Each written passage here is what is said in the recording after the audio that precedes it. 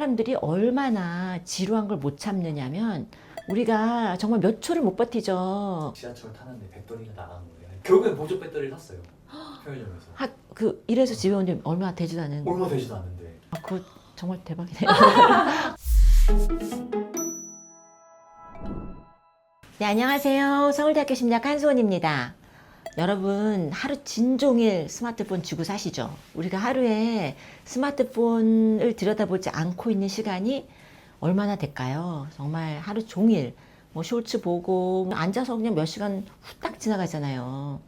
근데 사실 우리가 지루할 틈이 없죠. 조금이라도 심심할 것 같으면 바로 스마트폰 꺼내시죠.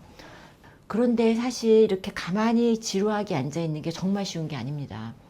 우리가 정말 몇 초를 못 버티죠. 사람들이 얼마나 지루한 걸 못 참느냐면 심리학자들이 그런 연구를 한 게 있습니다. 어디 이제 실험실, 그러니까 이제 대학에 있는 방이죠. 15분 동안 그냥 앉아 있는 거예요. 뭐라고 얘기하냐면 그냥 생각을 하시라. 근데 이런 조건을 만들었어요. 더 실험을 재밌게 하려고. 이렇게 무슨 버튼 같은 게 하나 있어요. 심심한 걸 눌러도 되는데 누르면 전기 자극을 받는 거예요. 전기 충격을. 자기 스스로한테. 말도 안 되는 실험 조건이죠. 그런데 결과가 어떻게 나왔을까요? 여러분 같으면 어떻게 하셨을 것 같으세요? 사람들이 거기서 67%의 남성과 25%의 여성들이 그걸 막 눌렀다는 거예요. 지루함을 얼마나 못 참냐면 그런 고통스러운 자극을 차라리 하겠다.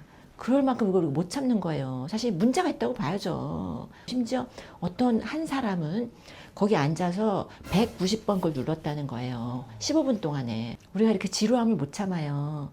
근데 그게 좋은 게 아니에요. 정말 쉴 틈 없이 새로운 자극을 막 찾아다니는 거예요. 찾아다닐 필요도 없어요. 요새는 그냥 스마트폰 꺼내가지고 그냥 이렇게 스크롤하면 되는 거예요.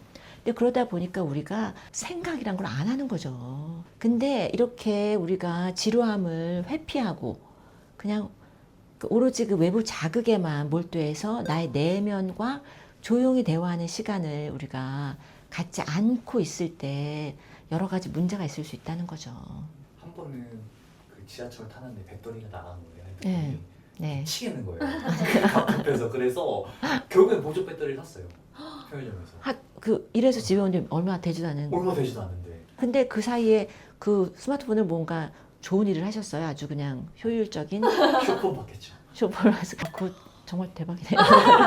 그게 우리가 거기에 정말 약간 거의 중독이라고 말해야 될 것 같아요. 그래서 요새 지루함을 찾자 이런 거, 멍 때리기 대회 이런 거 막 나오잖아요.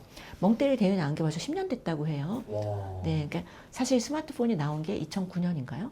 디지털 기기가 많이 나온 다음에 사람들이 이게 아니라 딴 것도 우리가 좀 가만히 있는 시간도 필요하다.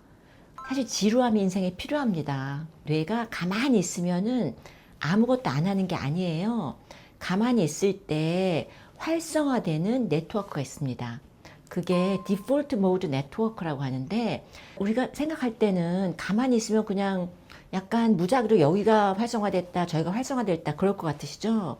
그게 아니라 가만히 있을 때 아주 일관되게 활성화되는 부분이 있어요. 그런데 그 디폴트 노드 네트워크가 어떤 기능을 하는가? 지루함에 대한 기능 중에서 특이한 게 뭐냐면 지루함이 창의성을 만든다는 거예요. 어떤 이제 심리학자들이 이런 연구를 했는데 지루한 과제를 하나 하고 그 다음에 그냥 보통 과제를 했어요. 그 과제에서 가장 지루한 작업이 뭐였냐면 전화번호부? 그런 게 있었어요. 옛날에는. 그런 걸 그냥 이렇게 읽는 거였어요. 그냥. 그 다음에 어떤 이제 창의성을 풀어낼 수 있는 뭐 예를 들어서 그냥 종이컵 하나를 가지고 이걸로 무엇을 만들어낼 수 있을까? 이런 창의성 과제를 했어요.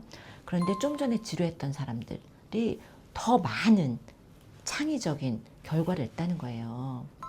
그런데 또 이제 지루함이 또 행동을 만든다는 거예요. 지루함이란 감정이 있는 이유가 뭐냐면 우리가 다른 행동을 하라는 그런 큐가 되는 거예요. 여러분 수업 시간에 저도 이제 강의를 맨날 하지만 학생들의 표정 중에 지루한 표정이 나올 때 이걸 어떻게 해야 되나, 이 과목이 지루하면 심리학은 나한테 안 맞나 보다, 다른 걸 해야지, 이런 생각을 할 수 있게 만들고 우리가 다른 걸 찾게 만드는 거예요. 이건 나랑 맞지 않다 라는 걸 알려주는 거예요. 그리고 지루함이 있기 때문에 나의 미래에 대해서 생각을 해볼 기회를 준다고 해요. 그러니까 지루할 때 이게 빨리 지나가야지, 딴 거 해야지 이런 게 아니라 지루함이란 게 있을 때 내 미래를 한번 생각해 볼 기회다. 이렇게 생각하실 필요가 있어요.